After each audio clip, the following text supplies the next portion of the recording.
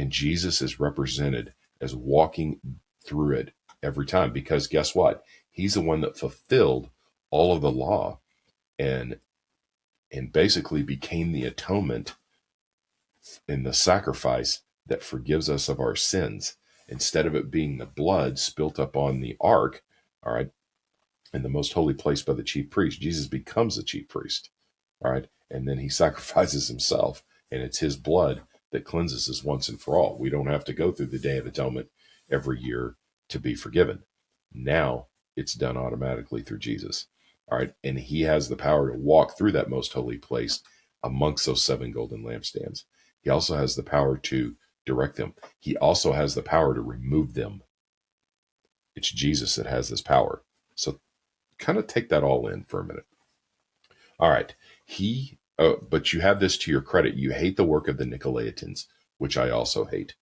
So obviously the Nicolaitans, they're a group that is not living correctly. Now, through research and looking into the Nicolaitans, they were, think about this, they were mixing Christianity with basically pagan ways of doing things.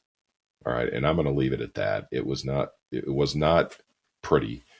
Do we see that today, where we try to have a pseudo Christianity with the pseudo self-help with, okay, still living for myself, and try to mix that all into the one central core belief? Well, guess what? That is what happens. And the Nicolaitans are an example of that. So yeah, this is still going on today, this type of thing. They may not be called the Nicolaitans, but that is basically what they were doing. Jesus hates this, and he's telling us this right here. He hates it, and he is glad that they do as well, that they don't practice this way. They don't do things this way, and they speak out against it.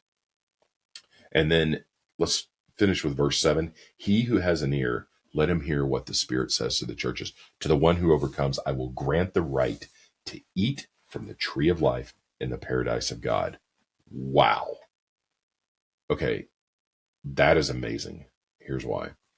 To he who has an ear, let him hear what the Spirit says to churches. That means the ears of your heart are hearing what the Spirit is saying to these churches and adhering to it. It's a warning and it's a command that we are supposed to. We're supposed to listen to what they have to say.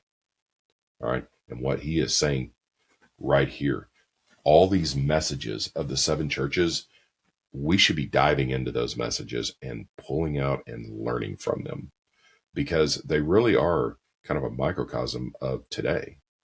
All of them.